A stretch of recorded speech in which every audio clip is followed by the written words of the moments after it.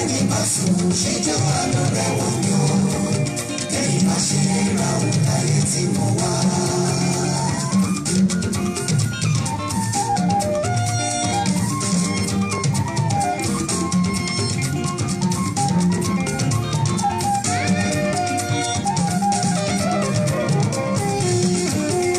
ṣé bí wọ́n lò lánàá fọ́mọ Ísírẹ́lì tó mú wọn jáde nínú pupa. Dáfídì orí àánú rẹ̀ dá. Jósẹ́fù orí àánú rẹ̀ dá. Àánú ni mo béèrè bá mi ṣílẹ̀kùn àánú rẹ̀ má dákun láàmì sórí ọ̀rọ̀ mi. Bàbá mo kẹ́ ọ̀ ọlọ́run ayérayé ọlọ́run ayérayé olúwa àánú mi jẹ́ mi. Ọjọ́ tí mo wà yìí sẹ́kọ̀ọ́ mi dayọ̀. Ọ̀rọ̀ mi já sọ pé bàbá sọ mí dáṣẹ́gun. Orí mi wá sí mo ṣe jẹ́ wà lọ́wọ́ mi ò bàbá. Èyí máa ṣe ra òun láyé tí mo wá. Olúwa mo bẹ̀bẹ̀ ní kó lóyún rẹ̀ wá. Fáànù rẹ̀ wá mi rí nínú àdìjú ayé. Ẹ̀dá pẹ̀lú ìyá ààrẹ ni mo ṣe sádìọ́. Ìyá ńlá gbé ní ṣọlẹ̀ kékeré àfi ní ṣe yẹ̀yẹ́. Bàbá mo jẹ́ o ọlọ́run ayérayé o. Ayérayé ọlọ́run olúwa wánú mi jẹ́ mi. Wánú mi jẹ́ mi nù ọlọ́run. Ọjọ́ tí mo wà yìí sẹ́wọ̀n mi ayérayé bàbá mi. Ọ̀rọ̀ mi já sọ pé bàbá sọ mi dáṣẹ́gun. Alágbára orí mi má sọ ẹlẹ́dàá jẹ́ àná rẹ̀ wò mí o. Ẹni má ṣe ra òun láyé tí mo. Bàbá ọlọ́run a dúpẹ́ ní ọwọ́ rẹ láàárọ̀ yìí. Olúwa tó pọ̀ ní ipá àti agbára. Ọlọ́run àwọn bàbá wa ajúbà rẹ o. Ta ló lè ṣe nǹkan wọ̀nyí bí kò ṣe pé Olúwa bá wà pẹ̀lú ẹ̀. Ọlọ́run a dúpẹ́ fún ìtìlẹ́yìn agbára tí ń bẹ nínú ọ̀rọ̀ rẹ. O ṣé o olóore wa. A dá gbogbo ògo ọlá àti ìyìn padà sí ọ̀dọ̀ ẹ̀ Ọlọ́run tó ń dáhùn àdúrà. Ìbà rẹ ní wákàtí o Ọlọ́run àwọn bàbá nínú ìgbàgbọ́. Ọlọ́run àwọn bàbá wa o ṣé o. Àpáta wa lórúkọ Jésù Kristi bàbá gba ọpẹ́ wa. Lórí ètò yìí lónìí Ọlọ́run gba ògo. Yìnrà rẹ lógo Jésù. Olúwa yọ̀ǹda nípasẹ̀ ètò yìí lórúkọ Jésù jẹ́ kó yọrí sí ìyanu. Jẹ́ kí ìyanu ó pọ̀. Jẹ́ kí ẹ̀rí ó pọ̀. Jẹ́ kí ìṣíníyè ó pọ̀. Jẹ́ kí ìmọ́lẹ̀ tàn jáde. Ògo rẹ kó di mímọ̀. Lórí ètò yìí Ọlọ́run fi ọ̀rọ̀ rẹ hàn wá. Bàbá kọ́ ọba àti gbàdúrà fún wa ní ìṣẹ́gun ńlá. Gbogbo àwọn olùgbọ́ mi káàkiri àgbáyé. Gbogbo àwọn tó ń wò mí káàkiri àgbáyé lórúkọ Jésù ẹ gba ọwọ́ agbára lọ́run. Ìgbédìde kó wọnú iṣẹ́ yín kẹ́rà àánú gbà. Ọlọ́run jẹ́ orí bẹ́ẹ̀. Ògo ni fún orúkọ mímọ́ ẹ̀ láéláé. Àtàwọn náà lórúkọ Jésù ẹ̀jẹ̀ Jésù kó dà lé wa lórí. Agbára Olúwa kó sàn bá lé wa. Ní ìparí ètò yìí Ọlọ́run gba gbogbo ògo. A ó sì máa yìn ọ́ ní orúkọ Jésù Kristi Olúwa wa. Amen. Praise the Lord. Hallelujah. Ó kí gbogbo ẹ̀yọ́ ọmọ Ọlọ́run káàbọ̀ sórí ètò ilé ẹ̀kọ́ sí lónìí.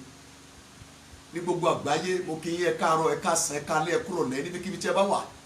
Ní àkókò kí àkókò tí program yẹn bá kàn yín lára. Mo kí yín ẹ kú dérí àsìkò yìí. Lórúkọ Olúwa ojú òní tiwa. Mo kí yín káàbọ̀.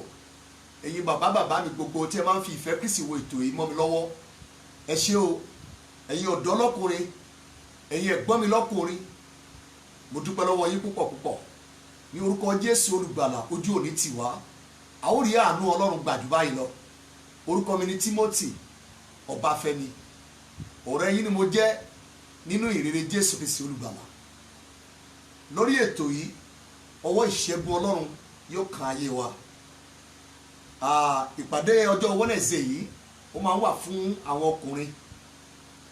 Àwa tá a bá ní orí ọ̀fẹ́ tá a jóbìnrin láti wo ètò yìí ẹ jọ̀ọ́ mo fi ìyọ́nú Ọlọ́run bẹ̀ wá nítorí ọkọ wa àti ọmọ wa àkọ́bí lọ́kùnrin. Àdúrà kí àdúrà tí Ọlọ́run bá ti yọ̀ǹda lórí ètò yìí fún wa láti gbà. Ẹ jẹ́ káwa náà darapọ̀ láti gba àdúrà yẹn fún ọkọ wa àti ọmọ wa tó jẹ́ àkọ́bí ní ọkùnrin. Èrèdí ni wípé ọkùnrin gbogbo ẹni tí Ọlọ́run dá ní ọkùnrin láyé ẹni ńlá ni wọ́n ṣùgbọ́n wọ́n ní ọ̀tá tó ń jowú wọ́n sì ní ọ̀tá onílára. Sátánì ní ètò tiẹ̀ fún àwọn ọkùnrin láyé. Fáráò wípé tí ẹ bá ti bí tó bá ti jọkùnrin ẹ lọ pa. Èyí ṣàfihàn ètò tí ọ̀tá ń lé lórí ọkùnrin láyé. Sátánì kórìíra ẹni tó bá bí ọkùnrin torọ́ mọ̀ pé ojúlówó ètò Ọlọ́run láàrin ènìyàn láyé ọ̀dọ̀ ọkùnrin ni Ọlọ́run máa ń gbé gbà. Lótìtọ́ Jésù ti ra gbogbo ènìyàn padà, ó ti ṣe wá ní ọ̀kan nínú Kristi, àtọkùnrin àtobìnrin, ṣùgbọ́n síbẹ̀síbẹ̀ ọkùnrin ní àyànmọ́ tó gbóná nínú ayé. Èrèdí ni tí Sátánì ṣe ń ṣe ìlara, ó dẹ̀ bínú lórí gbogbo ẹ tó bá jẹ́ ọkùnrin láyé.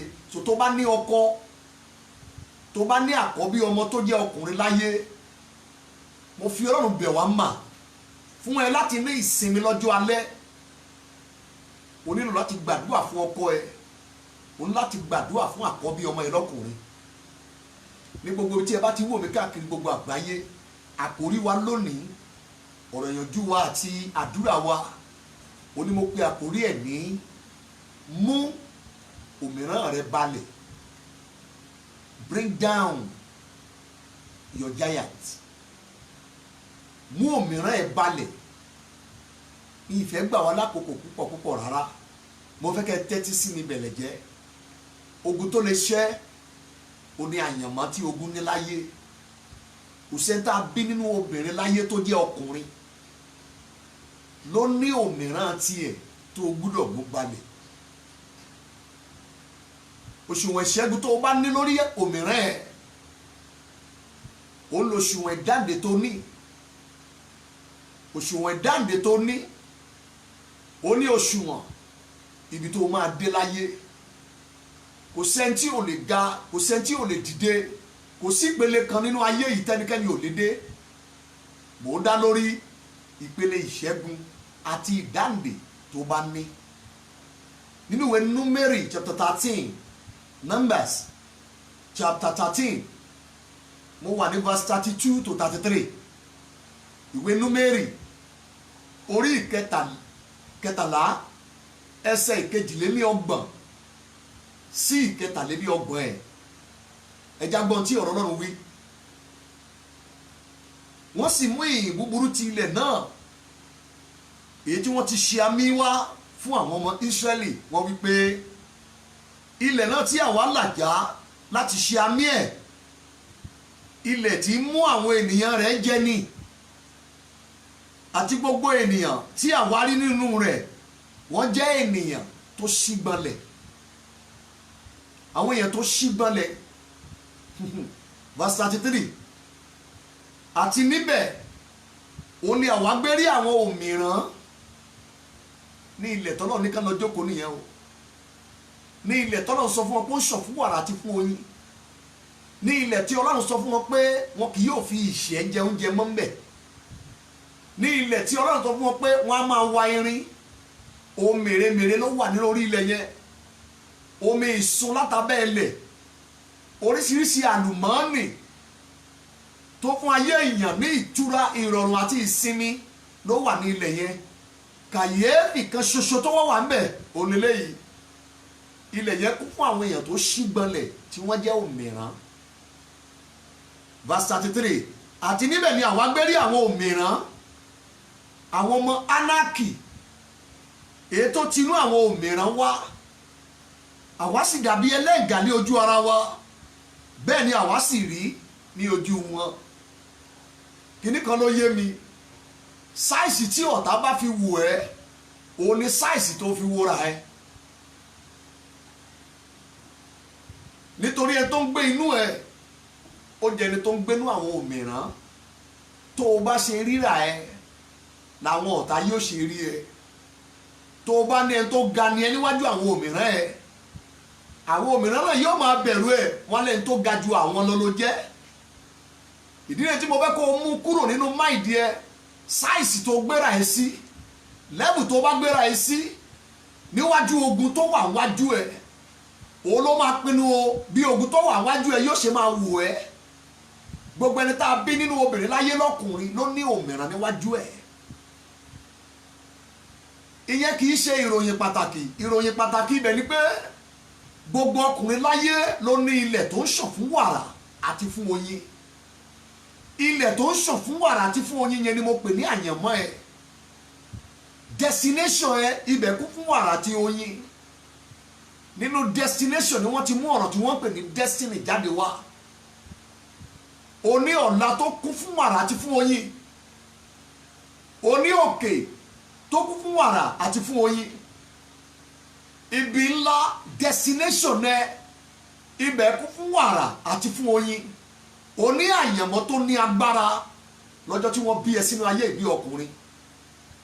ṣùgbọ́n láàrin destination ẹ àti ìwọ gangan òmìrán kan wà ń bẹ̀ tó ti jòkó síbẹ̀ pé bí o bá dá ohun tí Ọlọ́run fẹ́ kó o dà, bí o bá lo ohun tí Ọlọ́run kọ́ lẹ̀ fún ayé ẹ láyé yìí, bí o bá dé destination ẹ tó dẹ̀ máa jẹ gàba níbẹ̀, tó máa lo gbogbo nǹkan àlùmọ́nì ibẹ̀, òmìrán yẹn ń pè ẹ́ níjà pé tá a bá ti lè jọ jà tó borí òun, gbogbo ohun tó wà nílé àyànmọ́ ẹ ló di lílò fún ẹ. gbogbo ẹni tá a bí nínú obìnrin láyé tó jẹ́ ọkùnrin, irú ògo tó wù kó wà lórí ẹ,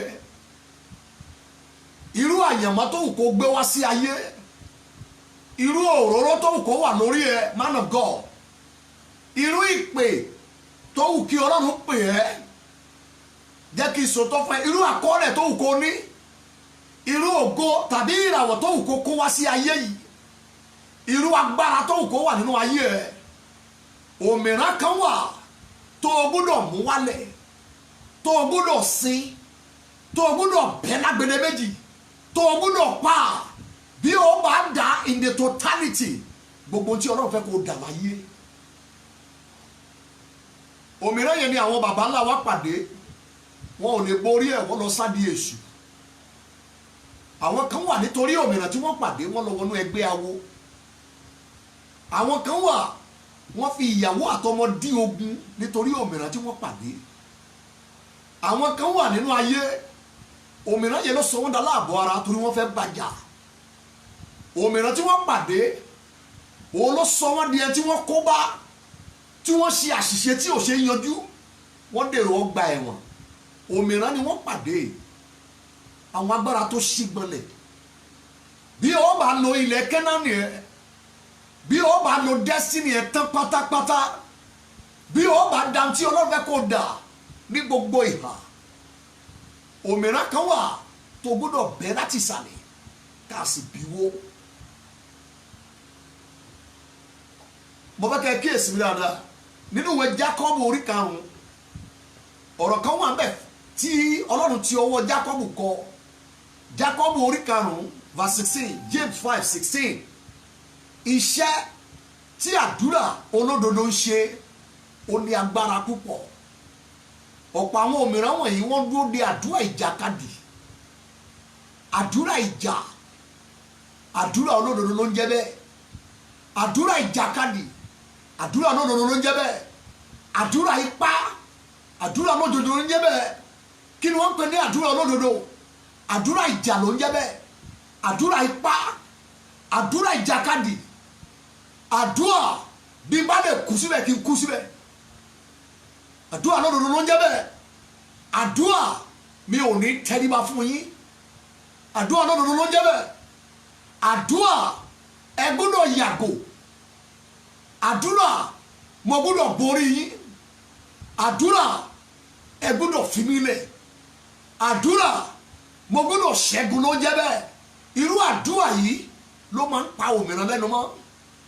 òmìrán tó wà wájú ẹ ò nílò àdúrà ìdákẹ́jẹ́, òmìrán tó wà wájú ẹ kò nílò àdúrà inú ni mò ń gbà sí, kò sí tó ń jẹ́ bẹ́ẹ̀.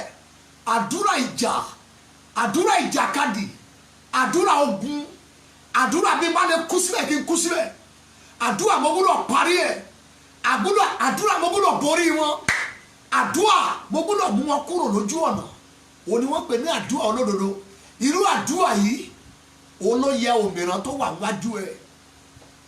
ibi tí wọn ò jẹ́ kí bàbá ẹ wọ̀, ibi tí wọn ò jẹ́ kí bàbá ẹ dé láyé, ohun tí wọn ò jẹ́ kí bàbá ẹ ní láyé, ohun tí wọn ò jẹ́ kí bàbá ẹ wọ̀ láyé, iṣẹ́ òmìrán ni. Ṣòbí wọn náà tó dé tó jẹ́ ọmọ, ó yẹ kó o lè mú kúrò, torí ẹni tó ń gbénú ẹ ó jẹ́ ẹni tó ń gbénú ayé lọ. Bíbélì pé ènìyàn ìmọ̀ yóò sọ agbára ẹ̀ di púpọ̀. Ìwọ ti ní ìmọ̀ tí bàbá ẹ ò ní nínú ọ̀rọ̀ Ọlọ́run. Ìwọ ti ní ìmọ̀ táwọn bàbá ńlá wa ò ní pẹ̀lú Ọlọ́run.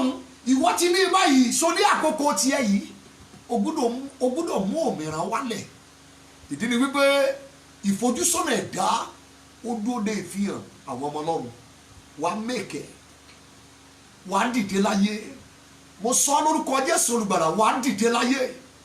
Àgbáyé máa gbóhùn ẹ, iṣẹ́ ẹ máa dìde, ìdáwọ́lé ẹ máa fò bí ìdì, ọkàn yóò sì balẹ̀. Praise the Lord. Àwọn èdè kan wà tí àwọn òmìrán máa ń èdè yẹn náà gbọ́, wọn ò gbọ́ èdè míì. Fún àpẹẹrẹ nínú ìwé 1 Samuel chapter 7 verse 10, 1 Samuel 17:10, èdè tí òmìrán gbọ́ níwájú ọkùnrin láyé òun ni pé 1 Samuel 17 verse number 10, ó ní ẹ yọ ọkùnrin kan wá, mo fi ìjà mo fi lọ ogun Ísírẹ́lì lénìí. Èdè kan ṣoṣo tí àwọn agbára tó sígbọnlẹ̀ gbọ́ ó ní èdè ìjà. Òmìrán gbọ́ èdè míì. Agbára tó bá ń fi ìjà lọ ẹ́ òmìrán ni. Agbára tó ń fi ìjà lọ ẹ́ àwọn tó sígbọnlẹ̀ ni. Wọn ò gbọ́ èdè míì àfi èdè ìjà. Nínú Exodus chapter 5 verse 2, èdè tí àwọn òmìrán yìí gbọ́ ó ní pé ta ni Olúwa tí màá fi tú ẹ lẹ̀, tí màá fi jẹ́ kó o lọ. Èmi ò mọ Olúwa yẹn rí o. Èdè tí wọ́n gbọ́ nìyẹn. Ta ni Olúwa yẹn? Ta ni Olúwa tó ní wàá jẹ́ èèyàn láyé? Ta ni Olúwa tó ní o máa dìde láyé? Ta ni Olúwa tó ní o máa kọjá ìlà tá a fà á lẹ̀ lágbóolé bàbá yìí? Ta ni Olúwa tó sọ pé ìwọ náà ò ní padà kóbìnrin jọ bí bàbá ẹ̀? Ta ni Olúwa tó sọ pé ò ní padà lọ láyé pẹ̀lú àìsàn? Ta ni Olúwa náà? Òun ò mọ Olúwa yẹn rí o. Tó wọ́n fi tú ẹ lẹ̀ kó lọ lo tí Ọlọ́run fẹ́ kó lò, kó lọ da tí Ọlọ́run fẹ́ kó dà. Èdè tí wọ́n gbọ́ nìyẹn. Wọ́n ń pè é níjà lójoojúmọ́. Ta ni Olúwa tó fẹ́ kó dìde bóun ṣe kọ̀wé ẹ̀? Number 3, èdè kan ṣoṣo máa gbọ́ lẹ́nu wọn. Ìdí ni tí àdúrà yọ̀bọ̀kẹ́, àdúrà díẹ̀díẹ̀ kò rán òmìrán. Àwọn tó rí tó bẹ̀rẹ̀ dáadáa tí wọ́n parí ẹ̀ sí òdo yẹn, iṣẹ́ òmìrán ni. Anointing wo ló ṣì wà lórí ẹ̀? Signs and wonder wo ló ti tọwọ́ ẹ̀ ṣe? Irú agbára wo ló wà lórí ẹ̀? Irú ògo wo ló ti gbé wáyé? Òpin nǹkan ṣó o mọ̀ ni ó sàn ju ìbẹ̀rẹ̀ ẹ̀. Àwọn agbára tó mú kí àwọn bàbá parí ẹ̀ sínú òdo, látinú òdo sínú òdo yẹn, má jẹ́ ń tẹ̀ òmìrán ni wọ́n. Ìdí ni tó láti múra àkókò tiẹ̀ ìgbọ́dọ̀ yàtọ̀. Ẹni tí Ọlọ́run retí ni ẹ. Olúwa ti wo gbogbo ìdílé, ó ń wá ẹnìkan tí yóò fi mi ayé, ìwọ nìkan lórí. Bọ̀ kí Ọlọ́run tó lè lò ẹ́ gẹ́gẹ́ bí ìpinnu ẹ̀, àwọn òmìrán kan wà òun láti sin wọ́n bí ẹni sin òkú. Nínú wòlíì Isaiah chapter 36, Isaiah 36 verse 4, Isaiah 36 and verse number 4, gbà mí gbọ́, èdè tí àwọn òmìrán yìí máa ń sọ lélẹ́yìí. Ta ló gbẹ́kẹ̀lé? Isaiah 36:4, ó ní ìgbẹ́kẹ̀lé wo ló gbẹ́kẹ̀lé tó rò pé mi ò ní bà tìyẹ jẹ́, tó rò pé mi ò ní dá ẹ dúró, tó rò pé mi ò ní so ẹ mọ́lẹ̀? Kí ló gbẹ́kẹ̀lé? Ọba Rabshake ló sọ fún Esikaya látọ̀dọ̀ ọba Asiria pé ẹ lọ sọ fún Esikaya, ọkùnrin lòun náà. Kí ló gbára lé gan? Bí wọ́n ṣe ń bi ìwọ náà léèrè nìyẹn. Ta ló gbẹ́kẹ̀lé? Ta ló gbára lé tó rò pé àní so ẹ mọ́lẹ̀, tó rò pé àní pa ẹ láìpé ọjọ́, tó rò pé àní tilẹ̀kùn mọ́ ẹ láyé, tó rò pé àní dá ìpín ẹ dúró? Ta ló gbẹ́kẹ̀lé? Èdè àwọn òmìrán nìyẹn. Èdè àwọn òmìrán nìyẹn sí àwọn ọkùnrin ilé yìí. Kéèsì ẹ yàtọ̀, ó láti dìde. Nínú Exodus chapter 15 verse 9, Exodus 15 verse 9, gbọ́n táwọn òmìrán máa ń wí. èmi yóò tẹ́ ìfẹ́kùfẹ́ mi lọ́rùn lára wọn, èmi yóò lé wọn, èmi yóò bá wọn, èmi yóò tẹ́ ìfẹ́kùfẹ́ mi lọ́rùn lára wọn, èmi yóò fa idà mi yọ, èmi yóò run wọn. O ṣe má kú sábẹ́ idà ọ̀tá kọ́mọ bá fa yí ẹ̀sìn yẹ̀yẹ́. Èdè táwọn òmìnira tó sígbọ̀nrẹ̀ yìí máa ń sọ nìyẹn. Agbára tó ga ju ìran lọ, agbára tó ga ju àwẹ̀, agbára tó ga ju gbogbo ẹ̀mọ́ tẹ òmìnira ni wọ́n. Agbára táwọn bàbá ńlá wa kàn tí wọn ò lè jẹ́ èèyàn mọ́, òmìnira ni wọ́n. Láàárọ̀ ìgbogbo tó bá wà, tó bá jẹ́ ọkùnrin, mo fẹ́ dárúkọ àwọn ibì kan wà, àwọn ìkórìtà kan wà. Kò sí tó lè ṣe sí, kò sí tí mo lè ṣe sí. Àwọn ìkórìtà kan wà, gbogbo ọkùnrin láyé ni yóò pàdé òmìnira ńbẹ. Ìṣẹ́gun tó o bá wá ní lórí wọn ńbẹ ló dá lórí bó o ṣe máa succeed, bó o ṣe máa dolókìkí. Even lẹ́yìn ìgbà tó o bá tún lọ láyé, tó o dàgbà, tó o dògbò, tó o kó láyé, orúkọ ẹ̀ á sì máa ring, legacy á sì máa pariwo, ìdásílẹ̀ yóò sì máa sọ̀rọ̀ láyé, yóò sì máa gbé ọ̀pọ̀lọpọ̀ dìde even lẹ́yìn ikú ẹ̀. Ìṣẹ́gun tó o bá ní lórí àwọn òmìnira tó kàm síbẹ̀ yẹn, sórí àwọn ìkórìtà yìí, ibẹ̀ ni àwọn òmìnira máa ń dúró síbi ọkùnrin láyé. Kò má tà bó ṣe bẹ̀rẹ̀, kò má tà bó ṣe bẹ̀rẹ̀, kò má tà gbogbo charisma ẹ̀, kò má tà gbogbo idea ẹ̀, kò má tà gbogbo ọ̀fìn tó tó ẹ̀, kò má tà gbogbo ìmọ̀ tó lọ kọ́ nílé ìwé. Ìkórìtà tí mo fẹ́ dárúkọ yìí, kò sí eré tó mọ̀ sáláyé, wàá pàdé òmìnira ní junction yẹn, torí gbogbo ọkùnrin láyé ló máa gba ibẹ̀ kọjá. Number one, I want you to listen to me very carefully. Torí ọ̀pọ̀lọpọ̀ alágbára láyé, living or death, ni wọ́n dé ìkórìtà yẹn. Òmìnira dojú ọ̀pọ̀lọpọ̀ wọn bolẹ̀, òmìnira rin ọ̀pọ̀ wọn ní òò, òmìnira pa ọ̀pọ̀ wọn láìpẹ́ ọjọ́, òmìnira sọ ọ̀pọ̀lọpọ̀ dá láàbọ̀ ara, òmìnira di ọ̀pọ̀lọpọ̀ mọ́lẹ̀, òmìnira ò gbà kí ọ̀pọ̀lọpọ̀ wọn kọjá. Sà, tó o bá jẹ́ ọkùnrin tó ń wò mí láyé, kò sí ọ̀nà tó lè gbé gbà wàá gba ibẹ̀ yẹn kọjá. Number one, mo ń sọ nípa ìwé òwe chapter 18. Ìwé òwe, the book of Proverbs, chapter number 18. Ẹja wo tí ọ̀rọ̀ Ọlọ́run wí. The book of Proverbs 18. This is verse 22. 18:22. Ẹnikẹ́ni tó rí aya fẹ́, ó rí ohun rere, ó sì rí ojú rere lọ́dọ̀ Olúwa. Ìkórìtà àkọ́kọ́ tí gbogbo ọkùnrin yóò ti pàdé òmìnira, ìkórìtà ìgbéyàwó ẹ̀. Your marriage.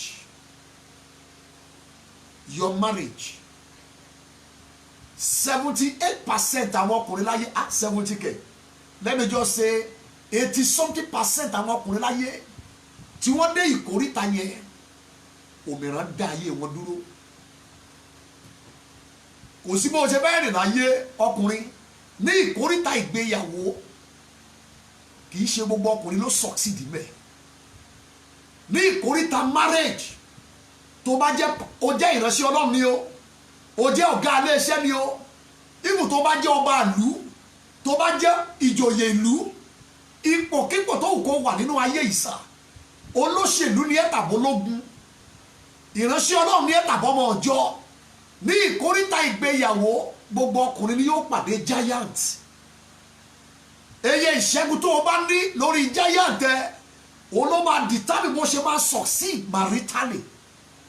Bọ̀ kì í ṣe gbogbo ọkùnrin ló yè é bọ́ ní junction yẹn, kò yí àwọn ìránṣẹ́ Ọlọ́run sílẹ̀.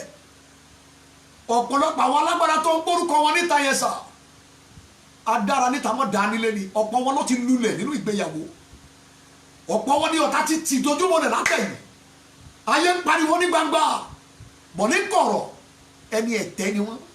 Ní kòríta ìgbéyàwó, ẹni ẹ̀yìn, ẹni ìjákulẹ̀. Kí ló fà á? Wọ́n pàdé òmìnira tó ṣòro tẹ̀ lórí bá, wọ́n pàdé òmìnira tí wọn ò lè borí. Dádì sà, báwo ni marriage yín? Iwájú lẹ wà mẹ́ta bẹ́yìn, ẹ̀ ń borí mẹ́ tàbí wọ́n ń borí yín? Ìgbéyàwó yín sà, báwo ni marriage yín ó ń gbé Ọlọ́run ga tàbí ó ń fi ògo fún àwọn àjẹ́ níbo ni ọ̀tá bá iṣẹ́ dé lórí marriage yẹn báyìí náà ìjọ ní àwọn ọmọ tó tẹríba fún Ọlọ́run ìjọ ní ilé èyí tó ní ìbẹ̀rù Ọlọ́run báwo la jọṣepọ̀ rere láàrin ìwọ àti aya ẹ ní ìkóríta ìgbéyàwó òmíràn wo ni ò gbà kílẹ̀ ẹ̀ sinmi òmíràn wo ló dẹ̀ yìí wọ àtayakọ́ra òmíràn wo ló sọ àwọn ọmọdé aláìní lárímọ́ ẹ lọ́wọ́ òmíràn wo ló sọ àwọn ọmọdé ìpàlẹ́ lọ́wọ́ ẹ báwo ni ìṣẹ́gun tó ní ìkóríta ìgbéyàwó giant ló pàdé wọ́n borí àwọn bàbá ńlá kò dáa kán borí ẹ ní ìkóríta ìgbéyàwó ẹ o ní òmíràn láti bájà ní ìkóríta ìgbéyàwó ẹ o ní òmíràn láti mú wálẹ̀ ní ìkóríta ìgbéyàwó ẹ ọ̀tá dé òmíràn kan síbẹ̀ ó kò fún ẹ ní ìjà ìṣẹ́gun ń bọ̀ lọ́dọ̀ ẹ. Number 2 Colossians chapter 4 ìkóríta kejì ìwé Kólósè orí kẹrin Colossians 4 verse number 17 kí ẹ sì wí fún Ákípù pé ọkùnrin ni máa yẹn o wà ní pé gbogbo àwọn tí mò ń yàn ọkùnrin kí ẹ sì wí fún Ákípù pé òmìnira kan dúró ní ẹ o ní ìkóríta iṣẹ́ ìránṣẹ́ kí ẹ sì iṣẹ́ ìránṣẹ́ tí wọ́n ti gbà nínú Olúwa kí o ṣe ní kíkún torí òmìnira ò ní gbà òmìnira lè máa gbà òmìnira kan wà tó dúró díẹ̀ sí ìkóríta yẹn. Number 1 your marriage. Number 2 your ministry. O jáde Bible college o jáde seminary òmìnira nǹkan gbogbo ìmọ̀ Bíbélì lónìí la o mọ̀ strategy administrative power o ní ìmọ̀ láti tún gbogbo nǹkan tó in order gbogbo ẹ̀ lónìí ṣùgbọ́n òmìnira tí wọ́n rò òmìnira tá a yàn tiẹ̀ nínú ministry lórí ministry yẹn ó láti mú wálẹ̀ ẹ sọ fún Ákípù pé kíyèsí iṣẹ́ ìránṣẹ́ tí ìwọ ti gbà ṣe é ní kíkún kí ló fà á òmìnira kan wà tó fẹ́ fún ẹ ní ìjà ní ìkóríta ministry yẹn. Are you a pastor? Are you an evangelist? Are you a reverend? Are you a bishop? Are you a prophet? Apostle ni ẹni ipòkípò tó kó wà. Number 1 kó o tó bẹ̀rẹ̀ iṣẹ́ Olúwa ọkùnrin ni ẹ ọkọ ẹ ọkùnrin ni àkọ́bí ọmọ ẹ ọkùnrin ni ní junction iṣẹ́ ìránṣẹ́ àwọn òmìnira kan wà tó máa ń dúró síbẹ̀ ọ̀tá ló program wọn against àṣeyọrí nínú iṣẹ́ ìránṣẹ́ nínú ara àti nínú ẹ̀mí. Ìkóríta ilé ẹ̀kẹta John chapter 9 the gospel according to St. John chapter number 9 ẹja o verse 4 John 9 verse 4 èmi kò lè ṣe aláìṣe iṣẹ́ ẹni tó rán mi nígbà tí í ṣe ọ̀sán òru ń bọ̀ wá nígbà tí ẹnìkan kò lè ṣe iṣẹ́ yàtọ̀ sí ìkóríta ìgbéyàwó ọkùnrin yàtọ̀ sí ìkóríta iṣẹ́ ìránṣẹ́ lọ́wọ́ ọkùnrin ìkóríta kẹta ó ní ìkóríta iṣẹ́ tàbí okòwò ẹ tàbí bí wọ́n tún lè pè ní kàríà ẹ o lè má jẹ́ pásítọ̀ kó o jẹ́ ẹnjìníà kó o jẹ́ olókoòwò kó o jẹ́ àgbẹ̀ o lè má jẹ́ ìránṣẹ́ Ọlọ́run o lè má jẹ́ oníṣẹ́ tẹ̀mí ṣùgbọ́n kó o jẹ́ oníṣẹ́ míì nípa iṣẹ́ tara ní ìkóríta iṣẹ́ lọ́wọ́ ọkùnrin òmìnira máa ń fi ìjà fún ọkùnrin jà ìjà tí ọ̀tá fún ẹ lórí iṣẹ́ ẹ ò ní pé ó ti mọ̀ pé Ọlọ́run wípé ohunkóhun tó o bá dáwọ́lé yóò máa ṣe rere ìdí ni tí ọ̀tá máa ń yan òmìnira sí ìkóríta iṣẹ́ ní ọwọ́ ọkùnrin ọ̀pọ̀ ọkùnrin ló wà láyé lẹ́nu iṣẹ́ wọn ò lọ déédé iṣẹ́ wọn ò sọ̀rọ̀ iṣẹ́ wọn ò fọhùn ẹlòmíì ti ṣoògùn ẹlòmíì ti rí àrìmọ́lẹ̀ ẹlòmíì ti jẹjẹjẹjẹjẹ ó ti gbémì ẹlòmíì ti sí sára àbùsárí lóṣìṣì ìfọ́rí lóṣìṣì oríṣiríṣi ìwẹ̀lẹ̀ tí ń dò nínú odò oríṣiríṣi ìmùlẹ̀ oríṣiríṣi ẹgbẹ́ ni wọ́n ti wọ̀ nítorí business yẹn. Ó ní ẹlòmíì máa fi legitimate business sílẹ̀ á lọ wọnú ẹgbẹ́ agbára òkùnkùn nítorí ìdáwọ́lé ẹ torí pé kò fẹ́ kí owó dá. Ìkóríta iṣẹ́ ọkùnrin sà, ọ̀tá kan wà tó máa ń fi ìjà fún ọkùnrin jà. Àwọn agbára tó ṣìgbọ́nlẹ̀ ni wọ́n, òmìnira ni wọ́n. Ìdí nìyí àṣeyọrí níbi iṣẹ́ ẹ̀, ó láṣeyọrí nínú iṣẹ́ ìránṣẹ́ ẹ̀, ó láṣeyọrí nínú ìgbéyàwó ẹ̀. Nígbà tí iṣẹ́ ẹ̀ bá ń sọ̀ sí, orúkọ ẹ̀ yóò máa lọ jìnnà gẹ́gẹ́ bí ti Uzziah. Wọ́n bí ọmọ Ọlọ́run nínú iṣẹ́ ẹ̀, ibẹ̀ ni àlàjá ẹ̀ wà, ibẹ̀ ni gbẹ́dídì ẹ̀ wà, ibẹ̀ ni ògo ẹ̀ wà. Ó ní ọ̀tá ti máa ń yan òmìnira sí junction yẹn kí iṣẹ́ bá lè lọlẹ̀ lọ́wọ́ ọkùnrin. Ọkùnrin ò lógo kò ní fàárí tíṣẹ́ ò bá dìde. Ọkùnrin ò lágbára, kò lọ́rọ̀, kò láàbò, kò ní àpọ́nlé tí iṣẹ́ ọwọ́ ẹ̀ ò bá dìde. Ọ̀tá ló máa ń dúró ní junction yẹn láti sọ àyẹ̀mọ́ ọkùnrin dákú rẹ̀ tẹ̀. Iṣẹ́ ẹ̀ máa dìde padà lóṣù yìí in the mighty name of Jesus. Ìkóríta number 4 nínú ìwé oníwàásù orí 4 Ecclesiastes chapter 4 ẹjá wo ohun tí ọ̀rọ̀ Ọlọ́run wí. Ìwé oníwàásù orí 4 ẹjá wo ẹsẹ̀ 12. Ìwé oníwàásù ẹjá wo thank you Jesus, ẹjá wo chapter 10 kó bá lè dá. Thank you Jesus, thank you Jesus, amen. Now ẹgbọ́n tí Bible wí nínú ìwé oníwàásù yẹn gẹ́lẹ́, ẹjá mo fẹ́ kẹ́ kíyèsí ni. Ìbùkún ni fún ọ ìwọ ilẹ̀. Thank you Jesus. Mo gbàdúrà lórúkọ Jésù. Ìwọ ọkùnrin tó ń wò mí tí wọ́n ti gbé iṣẹ́ ẹ̀ wọlẹ̀. Ìwọ ọkùnrin tó ń wò mí tí wọ́n ti fi iṣẹ́ ẹ̀ tí wọ́n ti gbé tà níjọba tẹ̀mí. Ìwọ ọkùnrin tó ń wò mí tí wọ́n ti fa ìjọba iṣẹ́ ẹ̀ ya. Ìwọ ọkùnrin tó ń wò mí tí iṣẹ́ ẹ̀ ti gba ọfà. A tú iṣẹ́ ẹ̀ sílẹ̀ lẹ́nìí ní orúkọ Jésù. Iṣẹ́ ẹ̀ dìde padà. Mo ní lórúkọ Jésù iṣẹ́ ẹ̀ dìde padà. Ní orúkọ Jésù iṣẹ́ ẹ̀ dìde padà. Nígbà tí ọ̀tá bá pa iṣẹ́ ọkùnrin, àyànmọ́ ẹ̀ ló pa. Nígbà tí ọ̀tá bá gba iṣẹ́ lọ́wọ́ ọkùnrin, ṣe ló sọ ọkùnrin doníhòhò. Nígbà tí ọ̀tá bá gba iṣẹ́ lọ́wọ́ ọkùnrin, ṣe ló sọ àyànmọ́ ọkùnrin di ọmọ ọ̀dọ̀, ó sọ dìránṣẹ́. Ayé yóò máa rálẹ̀, kò ní ní àṣẹ, kò ní lágbára torí wọ́n gba iṣẹ́ lọ́wọ́ ẹ̀.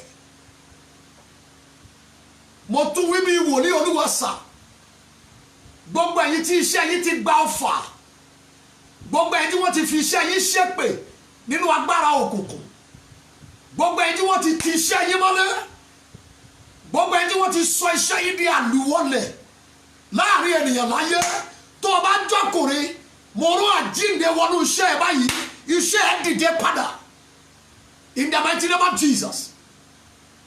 Mo tún wí lórúkọ Olúwa, gbogbo ẹ̀yin tí wọ́n ti pàṣẹ pé iṣẹ́ kò ní là ẹ́ láyé, mo yí ọ̀rọ̀ yẹn padà ní orúkọ Jésù.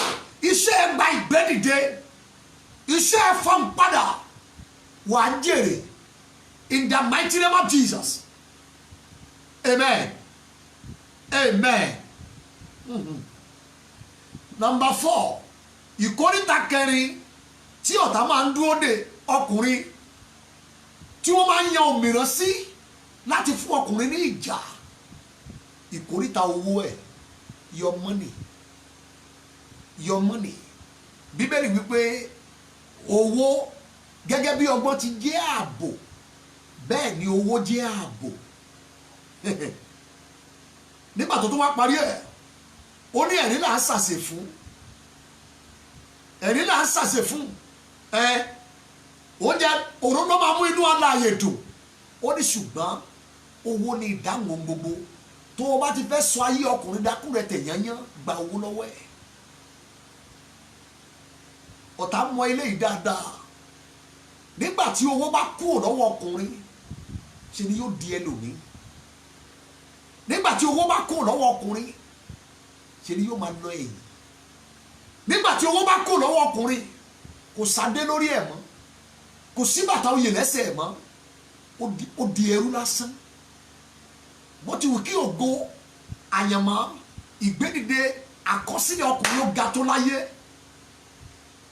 ní ìkóríta owó ẹ̀ ó gbọ́dọ̀ jàjàborí ọ̀pọ̀ ọkùnrin láyé ní ayé wọn ò lọ mọ́ ọ̀tá gba owó lọ́wọ́ wọn ara ń bẹ nù ẹ̀ ara wà nínú ẹ̀ owó ni wọ́n gbà lọ́wọ́ ẹ̀ wá bíbélì wípé olúwa ni ààbò wa ìyàlẹ́nu ló jẹ́ fún lọ́jọ́ tí mo ka bẹ́ẹ̀ mo tó ní owó náà jẹ́ ààbò owó jẹ́ ààbò àwọn ìkóríta kan wà anointing kan ló máa ṣiṣẹ́ ń bẹ̀ is money àwọn ìkóríta kan wà ìfèdèfò ò ní ṣiṣẹ́ ń bẹ̀ yẹn yọrí àfi tí owó bá dá sí àwọn ibì kan wà tó gbọ́dọ̀ dé láyé tí orúkọ ẹ gbọ́dọ̀ wọ̀ ẹsẹ̀ ẹ gbọ́dọ̀ tẹ̀ tí o gbọ́dọ̀ àpíà ń bẹ̀ gbọ́ mi kì í ṣànointing ló máa gbé ẹwọ́ bẹ̀ owó ni ìdáhùn gbogbo ẹni tá a dámọ̀ ògo ló jẹ́ owó ẹ̀ ní ọ̀tá lọ attack ọ̀tá lọ́rọ̀ lóde ẹ̀ ní ìkóríta owó ẹ̀ ó jẹ́ ọ̀kan pàtàkì lára àwọn ọ̀tá tó burú jù láyé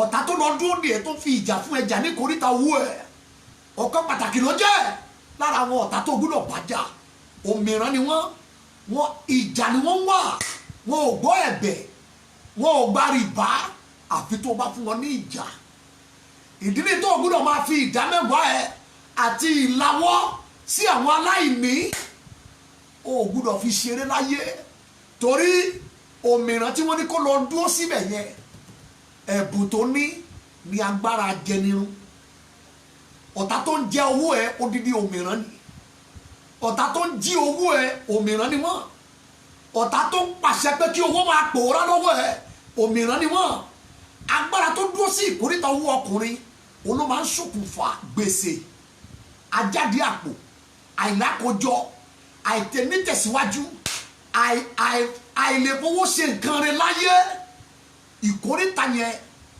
òmìrán ló dúró síbẹ̀ ẹ̀yin ọmọ Ọlọ́run tí ẹ̀ ń wò mí number 5 ní ìkóríta yìí onímọ̀rí nínú Jòhánù chapter 18 verse 37 John 18:37 mo fẹ́ kẹ́ ẹ kíyèsí mi dáadáa ìkóríta ẹlẹ́ẹ̀karùn-ún ó ní ìkóríta àyànmọ́ ọkùnrin láyé your destiny máa wo àwọn ìkóríta márààrún yẹn kò sí ọkùnrin láyé tí ò ní gbàbẹ̀ kọjá ọ̀pọ̀ wa láti dé ìkóríta yẹn ìjà tó burú jù ibẹ̀ ni ọ̀tá ti ń dìde sí wa ìkóríta àyànmọ́ ẹ̀ ní John 18:37 Pílátù bi Jésù léèrè wípé ṣọba ni ẹ́ Jésù wá dá lóhùn pé nítorí ẹ̀ la ṣe bí mi nítorí ẹ̀ ni mo ṣe wá sí ayé yìí wọ́n torí ẹ̀ wọ́n bí ọmọ Ọlọ́run nítorí nǹkan kan ni wọ́n ṣe bí ẹ̀ ó wá sí ayé yìí nítorí nǹkan kan láti di ọba nítorí ẹ̀ la ṣe bí mi kí ni àyànmọ́ ẹ̀ o ní àyànmọ́ tó ń dán o ní àyànmọ́ tó ní agbára àrùn ẹ̀ wá sí ayé kìí ṣe láti máa rìn kiri olùlànà ni ẹ́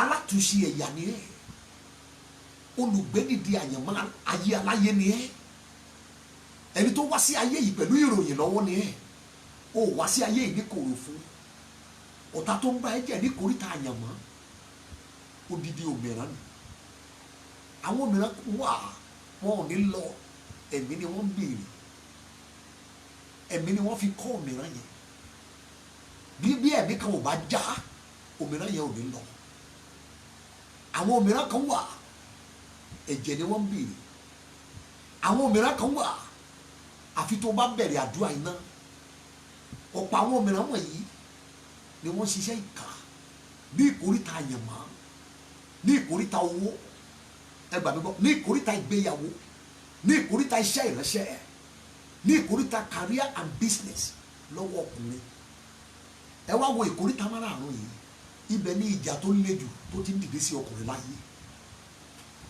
tó bá rí ọkùnrin tó lógun lọ chẹ́ẹ̀kì ẹ̀ ó lè jẹ́ lórí owó ẹ̀ ni wọ́n ti ń bàjá tó lọ́mọ̀ pé tí owó bá tẹ̀ lọ́wọ́ ìdí ẹ̀ yóò fò láyé tó bá rí ọkùnrin tó ní ìṣòro tó le láyé lọ́wọ́ àyànmọ́ ẹ̀, lọ́wọ́ ìgbéyàwó ẹ̀, lọ́wọ́ káríà ẹ̀, lọ́wọ́ iṣẹ́ ìránṣẹ́ ẹ̀. Ní ìkóríta yẹn márààrún yìí, ibẹ̀ ni ọfà tó le tó ti ń dìde sí ọkùnrin, ibẹ̀ ni ìjà tó le tó ti ń pín ọkùnrin níjà. Gbogbo òmìnira tó bá dúró wájú ọkùnrin láyé, pọ́ìntì márààrún yẹn ni wọ́n lọ dúró sí ni. Ìkóríta àyànmọ́ ẹ̀, ìkóríta owó ẹ̀, ìkóríta ìgbéyàwó ẹ̀, ìkóríta iṣẹ́ ìránṣẹ́ ẹ̀, ìkóríta iṣẹ́ ẹ̀. Bó bá ti rí ọ̀tá tó ń bá ọkùnrin jà ní ìkóríta iṣẹ́ ẹ̀, kò fẹ́ kọ́kùnrin yẹn jẹ́ èèyàn. Tó bá rí ọkùnrin tó ń bá ọkùnrin jà, òmìnira wàhálà ìdààmú tó ń dìde sí ọkùnrin ní ìkóríta ìyàwó ẹ̀, ó fẹ́ kí Ọlọ́run ó kọ́, kò fẹ́ kó mẹ́ẹ̀kì ẹ̀ nígbẹ̀yìn, ó fẹ́ kí àtúbọ̀tán ẹ̀ kó burú, ó fẹ́ kí ìtàn ibi kó wà lẹ́yìn ikú ẹ̀ lọ́jọ́ tó bá jáde láyé. Ní ìkóríta ìgbéyàwó ẹ̀, ẹ wo ìkóríta márààrún yìí, ibẹ̀ lógún tó lé ti ń dìde sí ọkùnrin láyé. Ìbèrèmíre gbogbo ẹ̀yin ọkùnrin tẹ́ bá ń wò mí, òmìnira wo ló ń bá ẹ jà ní ìkóríta márààrún? Your marriage, your ministry, your business and career, your money, your destiny. Márààrún yìí, òmìnira tó dìde ń bẹ ẹ̀hùn náà ni, alágídí ni, àdúrà ìjà ló ń bèrè, àdúrà tó burú ló ń bèrè, àdúrà tó kan ló ń bèrè, àdúrà tó le ló ń bèrè, àdúrà tó ní oró ló ń bèrè. Torí agbára tó ṣígbalẹ̀, agbára òmìnira kì í lọ bọ̀rọ̀ pẹ̀lú àdúrà díẹ̀, kì í lọ bọ̀rọ̀ pẹ̀lú àdúrà kékeré, àfi tó bá gba ní àgbà wọlé pẹ̀lú àdúrà tó le. Nígbà tí òmìnira yẹn bá ga, àdúrà tó ga ló ń bèrè. Nígbà tí òmìnira yẹn bá yẹ hànà, àdúrà tó yẹ hànà ló ń bèrè. Nígbà tí òmìnira yẹn bá burú, àdúrà tó burú ló ń bèrè. Nígbà tí òmìnira yẹn bá jẹ́ ọ̀dájú, àdúrà tó jẹ́ ọ̀dájú ló ń bèrè. O lè ní ọ̀tá tó jẹ́ ọ̀dájú kó máa gbàdúrà yọ̀bọ̀kẹ́, kó máa gbàdúrà díẹ̀díẹ̀, kò lè ràn. Ẹ̀tàn ló wà díẹ̀. Iṣẹ́ ìránṣẹ́ tó wà lọ́wọ́ ẹ yẹn, iṣẹ́ ìránṣẹ́ àgbáyé ni. Òmìnira tó yẹ ọ̀dájú ló ní. Ìpè tó wà lórí ẹ, ìpè àgbáyé ni. Òmìnira tó yàkà ló wà wájú ẹ. O iṣẹ́ ni tí ayé ò gbọdọ̀ mọ́mọ́. O worú ẹ̀bùn tọ́lọ́ ń kó sínú ayé ẹ, worú ìpè tọ́lọ́ ń gbé ẹ, worú àìdíà kárísímà tí Ọlọ́run tò sínú ayé ẹ, worú ìràwọ̀ tó ní. Ọmọ Ọlọ́run láti gbàdúrà. Èmi ló gbọ́dọ̀ mú òmìnira ìbalẹ̀. Òmìnira tó ní owó ò ní máa gbówó lọ́wọ́ ẹ̀. Òmìnira tó ní òun ò ní gbà kí owó bù ẹ́ láṣìírí láyé. Òmìnira tó dó wájú kàríà ẹ̀. Òmìnira tó dó wájú bísínẹ́sì ẹ̀. Òmìnira tó gbàgbà síwájú mínísírì ẹ̀. Òmìnira tó lọ jókòó sí sẹ́ńtà márèjì ẹ̀, tó fẹ́ sọ agbolé yẹn di agbolé tó korò. Ọmọ Ọlọ́run láti dìde tì. Ìkà ni wọn. Lọ́jọ́ tí òmìnira bá ti yàkà, àdúrà ìkà nìyẹn máa ń gbà. Bí o ti ń wò mí ní láàárọ̀ yìí, ìránṣẹ́ Ọlọ́run ni ẹni, tàbí olókoòwò, tàbí àgbẹ̀, tàbí ẹnjìníà, ìjòyè lẹ́jẹ́ tàbí baálẹ̀, chairman ní ẹ tàbí olóṣèlú, ológun ni ẹni, tàbí alákọ̀wé, olókoòwò ni ẹ, tàbí olùkọ́ni, níbikíbi tó bá ti ń wò mí, ìkóríta márààrún yìí a nílò láti jà. Àwọn òmìnira yìí ti rán ọ̀pọ̀lọpọ̀ ọkùnrin lọ sí hospital. Ohun tó ṣẹlẹ̀ sí wọn kò lè jẹ́ kán dé èèyàn láyé. Àwọn òmìnira yìí ti rán ọ̀pọ̀lọpọ̀ àwọn ọkùnrin tí ìbá máa mi ayé, ó rán wọn sí ọgbà ẹ̀wọ̀n. Ẹ lọ ka iye ọkùnrin tó wà ní ọgbà ẹ̀wọ̀n lẹ́ni sá. Ẹ lọ sínú túbú, ẹ lọ sí ọgbà ẹ̀wọ̀n, ẹ lọ ka iye ọkùnrin tó wà ńbẹ̀. Tó bá rí ìràwọ̀ tó wà lórí ẹlòmíì, ògo tó wà lórí ẹlòmíì, àyànmọ́ tó wà lórí ẹlòmíì, ó lè àgbáyé lè jẹ nínú ẹ̀. Ọgbà ẹ̀wọ̀n ló wà bí mo ṣe ń sọ̀rọ̀ yìí. Lọ sí àrò, lọ sí àwọn rehabilitation center, wàá rí àwọn èèyàn tó ń dè mọ́lẹ̀ síbẹ̀ pẹ̀lú injection tó burú. Wà lọ wo iye àwọn ọkùnrin tó ń rìn ní títì lẹ́ni tí wọ́n ti yá wèrè. Ẹ jáde sí ìgboro ayé, ọ̀pọ̀ àwọn sàárè tó pọ̀ lọ́ṣù àyẹn ní kí gbogbo wọn ó dìde, wàá rí ẹgbẹ̀lẹ́gbẹ̀ àwọn tó jẹ́ ọkùnrin nínú wọn. Ọ̀rọ̀ ẹ̀mí ni mò ń sọ, ẹ jẹ́ kó yé yín. Ọ̀pọ̀ wọn ni ó lọ láyé láìpẹ́ ọjọ́. ojú orí wọn wọ́n rẹ dáadáa wọ́n má bulẹ̀ kò parí àyàmọ́ tó fi pa kò dé ilẹ̀ lérí tí wọ́n fi já ọkùnrin dé ẹlòmíì wọn tẹ wá pa wọ́n pa sáyé kò jára ayé kò jẹ́rù ọ̀run ẹlòmíì wọ́n ti fàfọ̀ṣẹ́ lé kú ní abẹ́ òjò ìbùkún ẹ̀ wọ́n lè lọ sí aṣálẹ̀ níbi tí ayé yóò ti gbẹ kanlẹ̀ ẹjá lọ gbàdúrà ọ̀pọ̀ ọkùnrin ló ń rárẹ̀ láyé ọ̀pọ̀ ọkùnrin ló wà láyé tí obìnrin ló ń bọ́ wọn ọ̀pọ̀ ọkùnrin ló wà láyé sà wọ́n ń ṣàṣetì nínú okòwò ọ̀pọ̀ ọkùnrin ló wà láyé ìpín ẹ̀ dájú ẹ̀bùn ọ̀run wà lára ẹ̀ kò ṣàṣeyọrí rí nínú mínísítì ọ̀pọ̀ ọkùnrin ló wà láyé sà wọ́n ti tilẹ̀kùn mọ́ márèjì ẹ̀ ìgbéyàwó ẹ̀ ọ̀tá ti sọ ní ààtò wọ́n ti fọ́ yẹ́lẹyẹ̀lẹ ibi tẹ́lùmù ń tẹ́lọ̀ mí ṣe kò yé iṣẹ́ yẹn lọ nínú lọ́wọ́ ẹlòmí ọmọ ti dídàkudà mọ́ ọkùnrin mi lọ́wọ́ ìyàwó ẹlòmí àgbèrè ló lọ ń ṣe láti fi bọ́ ọkọ ẹ̀ nínú ilé ẹjẹ́ lọ gbàdúrà iṣẹ́ òmìrán ni wọ́n pàdé òmìrán ni wọ́n pàdé obìnrin kan sọ fún mi lọ́jọ́ kan pé ó ní pásítọ̀ ó lóun kú ọ̀rọ̀dọ̀ ọkọ òun torí pé kò sówó lọ́wọ́ ẹ̀ onígbà tí owó tó wà lọ́wọ́ ẹ̀ ò tó jẹ́ òun dẹ̀ lọ bímọ fún ẹlòmíì mo ní sẹ́ ti kó lé ẹ̀ ní ó lóun ò kó lé ẹ̀ ó ní kódà nígbà tó ń lójú fẹ́ lòmíì ọwọ́ rẹ̀ lòun tó fi ń gbowó tó ń fi ṣe àtinátà mo ní ẹ̀tẹ́ wá lójú fún kọ́ ó ní yẹn ò kàn ó nígbà tó ń bímọ tán lòun ṣẹ̀ṣẹ̀ lọ gbowó lọ́wọ́ ẹ̀ tó ń lóyún fún tó ń bímọ fún mo ní sẹ́ ti wá kọra yín ó ní rárá ọmọ mélòó lẹ́bí fún ó ní ọmọ 5 ó ní torí pé kò lówó lọ́wọ́ ẹ jẹ́ lọ gbàdúrà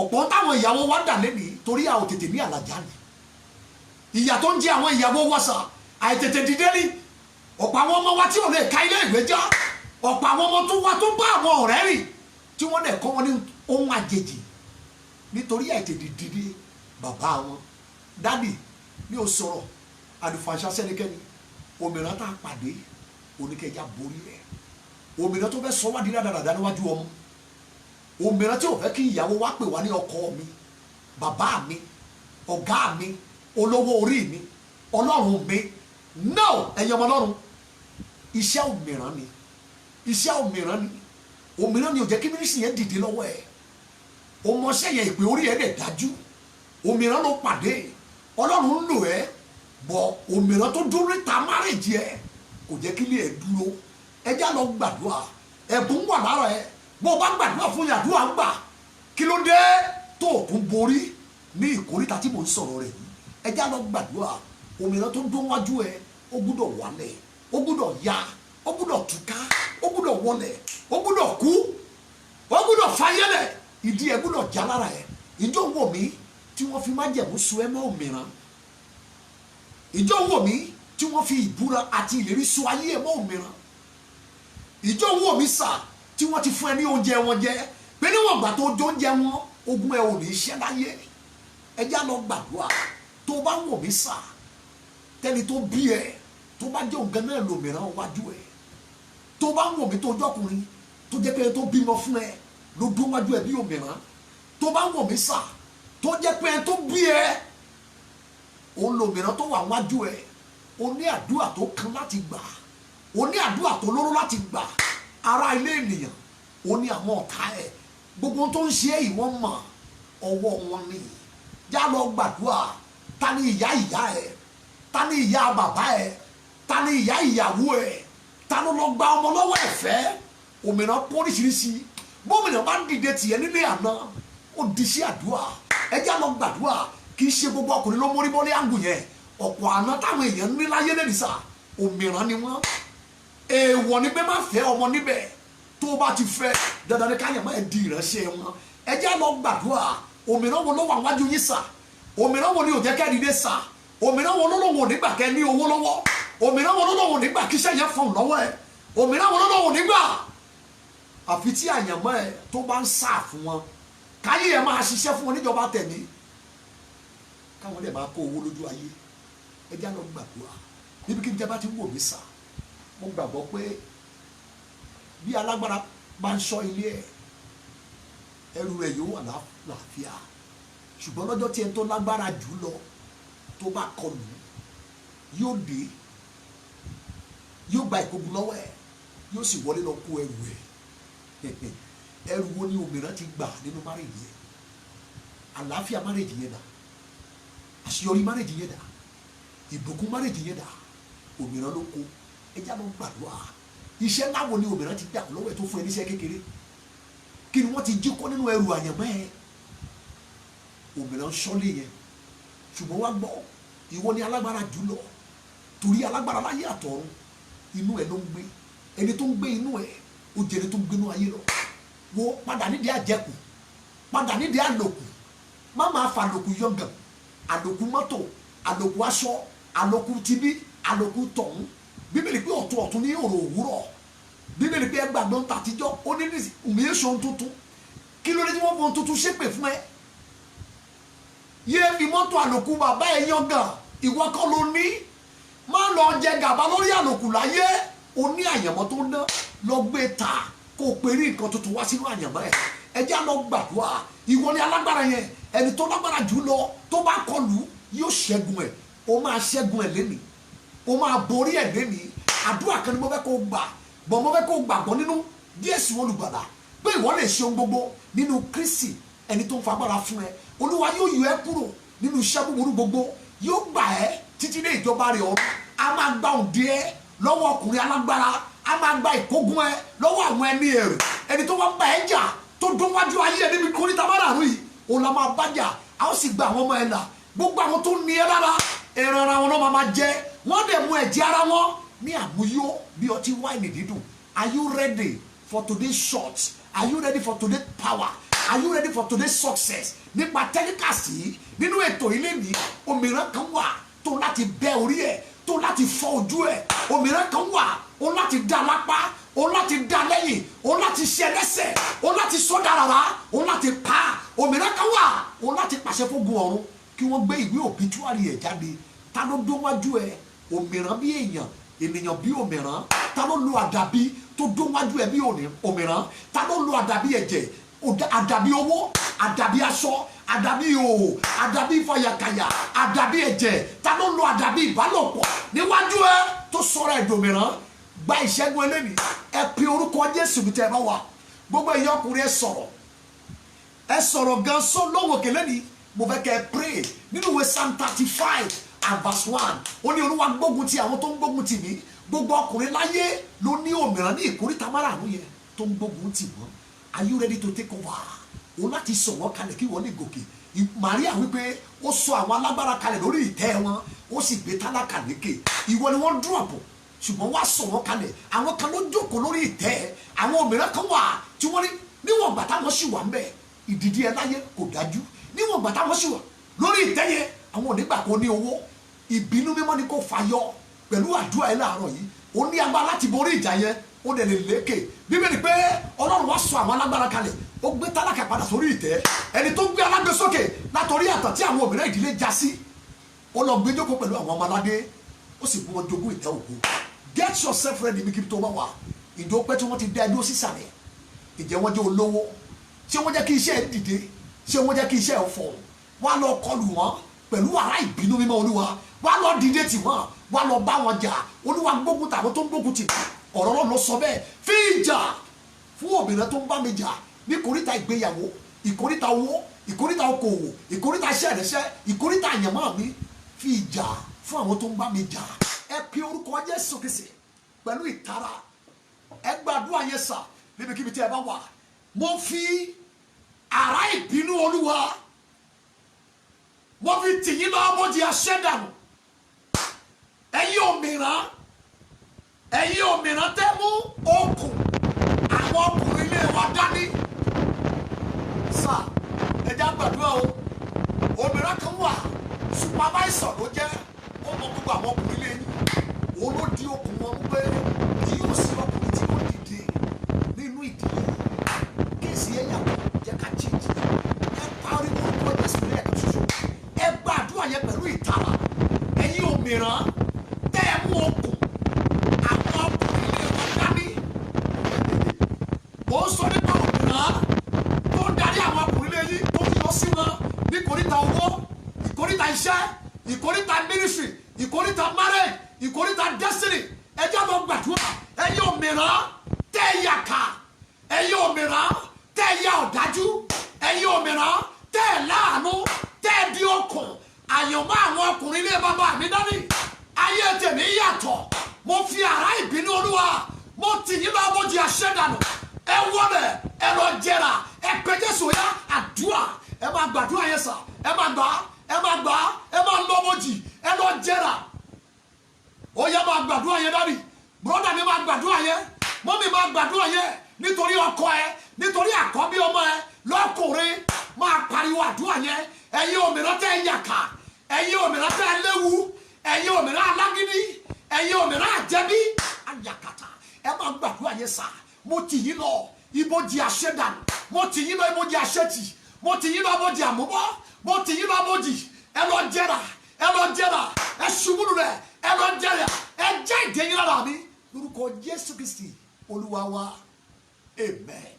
màá fún yín ní prayer point yìí ẹ lọ gbà lẹ́yìn tẹ́ bá gba ilé tí mo pè yìí ẹ fi kejì kú Olúwa ẹrù ayé mi ẹrù márèjì mi ẹrù owó mi ẹrù iṣẹ́ ìránṣẹ́ mi ẹrù àyànmọ́ mi ẹrù ìdáwọ́lé mi tó ti bọ́ sí ọwọ́ mìíràn wà wá pariwo pé ogun Ọlọ́run ẹ dìde pẹ̀lú ìbínú ẹ yàbò wọn ẹ lọ gba ẹrù ayé mi jáde wà ní pé tí custom bá gba ẹrù òfin lọ́wọ́ àwọn èèyàn àti gbàjáde okọ̀ Ọlọ́run báwọn ṣe ń gba ẹrù yẹn bẹ́ẹ̀ làwọn òmìnira yẹn ṣe máa ń gba ẹrù rere lọ́wọ́ ayé èèyàn pàápàá tẹ́ni ẹ bá jẹ́ ọkùnrin má gbàgbé àdúrà yẹn fi kún àdúrà yìí wo mẹ́sẹ̀gì kó tún wò gbọ́ mẹ́sẹ̀gì kó tún gbọ́ ṣí àìsí ẹni tó fẹ́ràn jẹ́ kí wọ́n àtìyàwó ẹ̀ jọ gbọ́ kẹ́sì jọ gbàdúrà mo náwó agbára Ọlọ́run sí yín sá níbikíbi tí ẹ bá wà tí ẹ ti wo ètò yìí mo paláṣẹ lórúkọ Jésù bí Olúwa ti ń bẹ tí ẹ̀mí ẹ̀ wà nípa agbára ìfọ̀mọ̀lóyún ìpè mo bì wọ́n wó tìpìlẹ̀ òmìrán alágídí òmìrán ọ̀dájú òmìrán tó ti yẹ hànà òmìrán tí wọ́n fi ẹ̀jẹ̀ èèyàn gbé kalẹ̀ tiẹ̀ pé kó máa bá ẹjà ní koríta àyànmọ́ ní koríta ìgbéyàwó ní ìkoríta ìdáwọlé iṣẹ́ ẹni ní koríta okòòwò ní koríta iṣẹ́ ìránṣẹ́ lẹ́yìn a bì wọ́n wó títí dé ìpìlẹ̀ kí wọ́n ya níwájú ẹ̀ a bì wọ́n wó ní orúkọ Jésù kí wọ́n lọ bójú lọ jẹ́ra a tú ẹ sílẹ̀ gba ẹrù ayé ẹ padà gba ẹrù iṣẹ́ ẹ padà gba ẹrù àyànmọ́ ẹ padà gba ẹrù ìgbéyàwó ẹ padà gba ẹrù owó ẹ padà àfọwọ́rí ẹ sókè lónìí mo ta òróró tuntun ní ẹ lórí àkọ́kọ́ òróró tuntun náà ta sí ẹ lórí ìwo rẹ là ń gbé sókè ní ìwo àgbáyére ní orúkọ Jésù ó yá gba ìgbé lórí sókè ayé ẹ dìde iṣẹ́ ẹ dìde ọwọ́ ẹ tẹnu lọ pàṣẹ lọ jèrè lọ borí lọ jẹ gàba lọ gba ilẹ̀ padà ó ti rí bẹ́ẹ̀ ògo ni forúkọ Olúwa ní orúkọ Jésù Kristi Olúwa wa amen. ní agbára Ọlọ́run ní ọjọ́ Wednesday tó ń bọ̀ láti pàdé lórí ètò yìí ní aago 9 láàárọ̀ ohun tó jẹ́ kí àkókò yẹn yí padà àwọn iṣẹ́ ìránṣẹ́ míì ta ní òun ló fà á bọ̀ ní agbára Ọlọ́run eléyìí tó ń bọ̀ lọ́jọ́ Wednesday tó ń bọ̀ ọwọ́ ìrọ̀lẹ́ la máa fi sí mo fà yín lé Ọlọ́run lọ́wọ́ kó tó di next Wednesday tí màá pàdé yín ní aago 5 ní ìrọ̀lẹ́ mo fà yín lé olóore lọ́wọ́ mo fà yín lé aláàánú lọ́wọ́ ní orúkọ Jésù ẹ lọ ráàánú gbà ẹ lọ ṣe rere ọkàn yín balẹ̀ ó ti rí bẹ́ẹ̀ jẹ́ kó lè fẹ́ Jésù Olúwa wa ìfẹ́ ti Ọlọ́run ìdàpọ̀ tẹ̀mí mọ́ kó wà pẹ̀lú yín kó sì wà pẹ̀lú èmi náà ní orúkọ Jésù Kristi Olúwa wa amen. God bless you.